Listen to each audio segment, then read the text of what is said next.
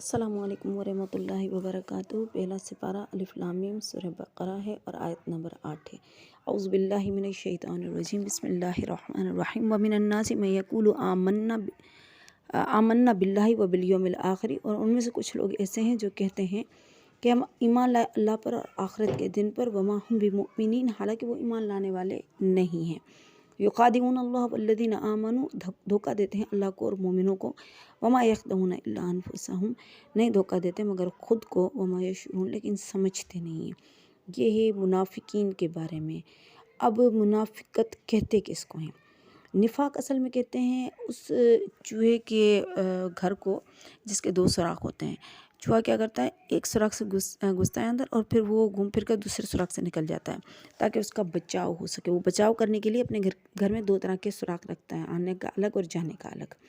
تو نفق یا نفاق جو کہتے ہیں وہ اس عمل کو کہتے ہیں جو دل میں الگ ہو، دل میں پوشیدہ برائی ہو اور ظاہر ہم اپنے آپ کو اچھائی کریں، اس کو نفاق کہتے ہیں۔ پھر نفاق کی بھی 2 قسمیں ہیں، ایک تو عملی نفاق ہے، ایک اعتقادی نفاق ہے۔ اعتقادی نفاق کا مطلب یہ ہے کہ دلی طور پر ایمان لا ہی نہیں رہا ہے، صرف بظاہر لوگوں کو ظاہر کر رہا ہے کہ میں ایمان لے کر آیا ہوں، یہ اعتقاد میں یعنی نفاق ہو گیا۔ عملی نفاق کا مطلب یہ کہ ہم دلی طور پر یعنی ہم مانتے ہیں زبانی طور پر کہ ہم مسلمان ہیں، لیکن ہم اس پر عمل نہیں کر پا رہے ہیں، تو یہ بھی نفاق کا ایک قسم ہے۔ تو اللہ رحم کرے، عملی نفاق بہت زیادہ ہے، اللہ ہم کو بچائے سب کو۔ بہرحال اعتقادی نفاق جو تھا یا جس کی ابتدا جو ہوئی، یہ مکے میں نہیں ہوئی، کیونکہ مکے میں ظاہر جو مسلمان تھے وہ ظاہر تھے، جو کافر تھے وہ بھی ظاہر تھے، بیچ کا کوئی رستہ نہیں تھا، یا ہاں یا نہ۔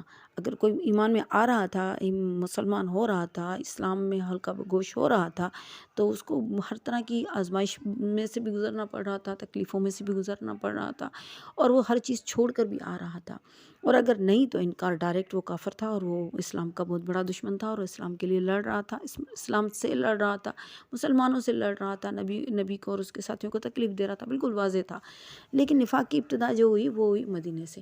جب آپ صلی اللہ علیہ وسلم تشریف لے کر آئے مدینے میں، ہجرت کر کے آئے مدینے میں، تو اس وقت مدینے میں جو تھا مختلف قبیلے رہتے تھے، اوس رہتا تھا، خزرج رہتا تھا، ان کی آپس میں بنتی نہیں تھی۔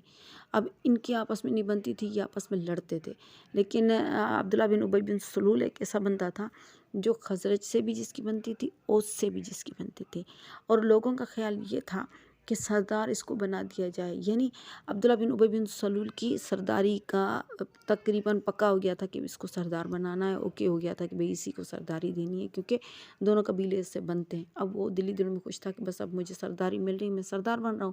اسی دوران آپ صلی اللہ علیہ وسلم ہجرت کر کے مدینے آ گئے۔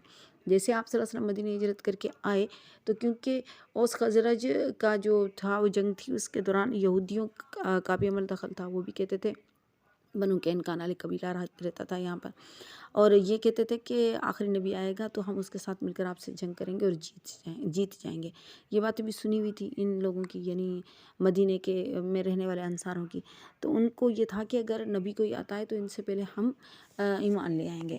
تو جب نبی کریم صلی اللہ علیہ وسلم کا ظہور ہوا اور مسلمان ہوئے لوگ، اور ان کو وہ جب ہجرت کر کے مدینے میں آئے، تو لوگ جو تھے وہاں پر موجود انصار تھے، وہ سارے کے سارے آپ صلی اللہ علیہ وسلم کی طرف متوجہ ہو گئے اور آپ صلی اللہ علیہ وسلم کی طرف آنے لگے اور اسلام میں داخل ہونے لگے دھڑا دھڑ۔ اور وہ آپ صلی اللہ علیہ وسلم جب جہاں پر ہو وہاں پر کسی اور سردار کی ضرورت ہی نہیں ہوتی۔ یہاں پر عبداللہ بن ابی بن سلول کی سرداری پڑی خطرے میں، یہیں سے عبداللہ بن ابی بن سلول نے آپ صلی اللہ علیہ وسلم سے اور اسلام سے دشمنی ڈالی۔ اس کو یہ تھا کہ میری سرداری ماری گئی، اب کیا کروں؟ اب اس نے کیا کیا کہ آپ صلی اللہ علیہ وسلم سے پہلے تو دشمنی رکھی، پھر دیکھا کہ یہ ہوگا نہیں کام، کیونکہ لوگ سارے آپ صلی اللہ علیہ وسلم کی طرف جمع ہو رہے تھے، ابھی اکیلا ہوتا جا رہا تھا۔ کچھ لوگ تھے اس کی گروپ میں، گروپ بندی تھی، اور یعنی جو اس کے پیچھے چلنے والے لوگ تھے، اس کی تابعداری کرنے والے تھے، کچھ لوگ تھے۔ اب اس نے کیا کیا کہ اس نے کہا کہ اب ایسا کام نہیں چلے گا، اب دوسرے طریقے سے کام چلاؤ۔ اب یہ آیا آپ صلی اللہ علیہ وسلم کے پاس اور کہنے لگا میں مسلمان ہوں، لیکن دلی طور پر یہ مسلمان نہیں ہوا، اور اس کا اسلام جو تھا وہ صرف اور صرف ظاہری طور پر تھا۔ وجہ تھا اس کے دل میں موجود وہ حسد، وہ کینہ جو اس کو ایمان لانے کے لیے آمادہ نہیں کر سکا۔ حقیقت یہ کہ اللہ تعالیٰ کی طرف سے توفیق نہیں تھی۔ اب کیا ہوا، یہ اور اس کے عبداللہ بن ابی بن سلول خود، اور اس کے جو گروپ تھا یا جتنے لوگ تھے جو اس کو مانتے تھے، جو اس کے پیچھے چلتے تھے، ان سب نے ایک ایسی جماعت کی بنیاد ڈالی، یعنی منافقین کی، جو اس سے پہلے نہیں تھی، مکے میں نہیں تھی۔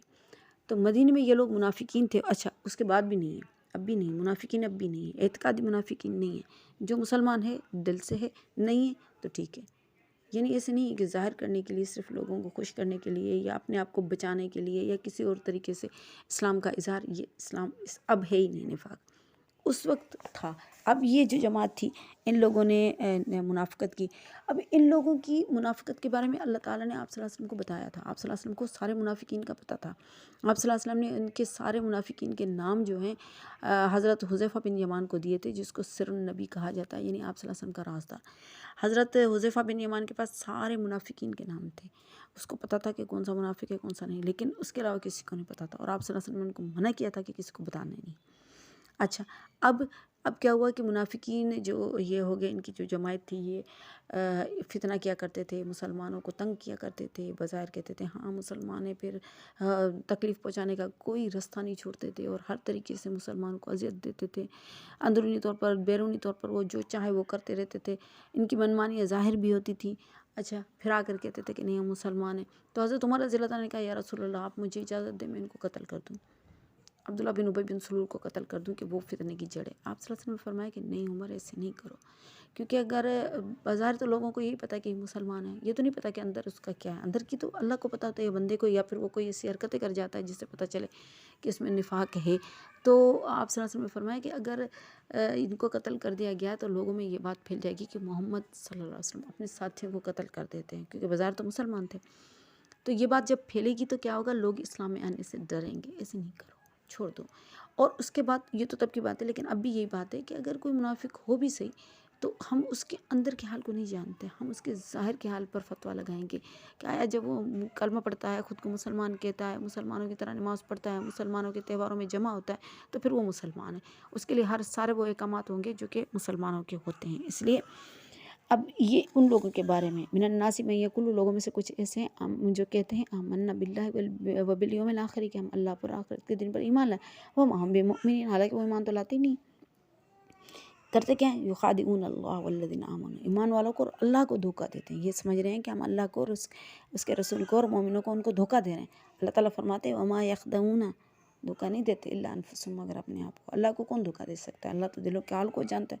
اللہ تعالیٰ نے تو اپنے نبی کو بھی بتا دیا کہ یہ منافقین ہے، یہ نہیں ہے، تو دھوکہ جو ہے نا وہ صرف کس کو دیتے ہیں، اپنے آپ کو دیتے ہیں۔ وما یشعرون، لیکن سمجھتے نہیں ہیں اس بات کو کہ ہم خود کو دھوکہ دے رہے ہیں، وہ سمجھ رہے ہیں کہ ہم لوگوں کو دھوکہ دے رہے ہیں۔ وجہ کیا ہے، فی قلوبہم مرض، ان کے دل میں مرض ہے، بیماری ہے۔ کس چیز کی بیماری ہے، کفر کی بیماری ہے، حسد کی بیماری ہے، کینے کی بیماری ہے، نفرت کی بیماری ہے، خود کو تکبر کی بیماری ہے، خود کو بڑا کرنے کی بیماری ہے۔ یہ سارے مرض ہیں، یہ دل کے مرض ہیں۔ جس طرح جسم کے مرض ہوتے ہیں اس طرح دل کے مرض بھی ہوتے ہیں، یہ روحانی مرض کہلاتے ہیں، یہ روح کے مرض ہوتے ہیں۔ اللہ تعالیٰ ان مرضوں سے بچائے، تو ان کے دلوں میں مرض ہے، فزادہم اللہ مرضا، اللہ نے ان کے مرض کو زیادہ کر دیا، یعنی اللہ تعالیٰ اس مرض کو ختم نہیں کر رہا، اللہ تعالیٰ اس مرض کو بڑھا رہے ہیں۔ کیوں بڑھا رہے ہیں، کیونکہ ان لوگوں کی نیت ہی نہیں ہے خالص ہونے کی۔ وَلَهُمْ عَذَابٌ علیم، اور دردناک عذاب تو یہی ہے، ان میں بے انتہا دردناک عذاب ہے ان کے لیے۔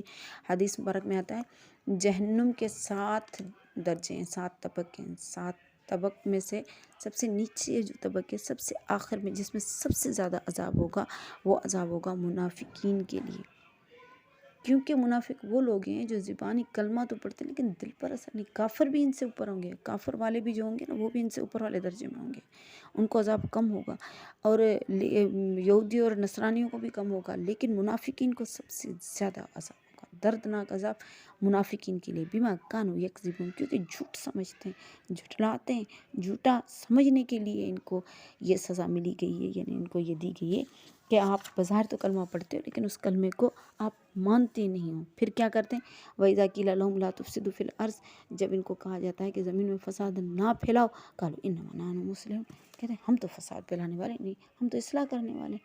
أَلَا إِنَّهُمْ هُمُ الْمُفْسِدُونَ، اللہ تعالیٰ فرماتے ہیں خبردار جان لو کہ یہی فساد پھیلانے والے ہیں، وَلَكِنْ لَا يَشْعُرُونَ، لیکن سمجھتے نہیں ہیں۔ تو فساد کے بانی کون ہیں، منافقین ہیں۔ آپ صلی اللہ علیہ وسلم کو اتنی تکلیفیں دی ہیں ان لوگوں نے، اتنی تکلیفیں دی ہیں کہ حد سے زیادہ۔ جنگ میں کیا کرتے تھے، عبداللہ بن سلول کیا کرتا تھا، اپنے ساتھیوں کو جنگ میں لے کر جاتا تھا آپ صلی اللہ علیہ وسلم کے ساتھ، پھر رستے میں سے واپس آ جاتا تھا تاکہ مسلمانوں کے حوصلے پست ہوں۔ پھر جنگ میں جاتے ہوئے لوگوں کو ڈراتا تھا، نہ جاؤ مر جاؤ گے، کیا کر رہے ہو، کہاں جا رہے ہو، مرنے جا رہے ہو، جہاد میں نہیں جاؤ، جہاد میں جاؤ گے تو مرو گے، گھروں میں بیٹھ جاؤ، گھر تمہارے خالی ہیں، اپنے گھروں میں بیٹھو، کیوں جا رہے ہو اس کے پیچھے۔ یعنی اس طرح کی اس نے بڑی فسادیں پھیلائی اور بڑے نقصان پہنچائے مسلمانوں کے۔ اللہ تعالیٰ ہمیں نفاق سے بچائے۔ وآخر دعوانا الحمد للہ رب العالمین۔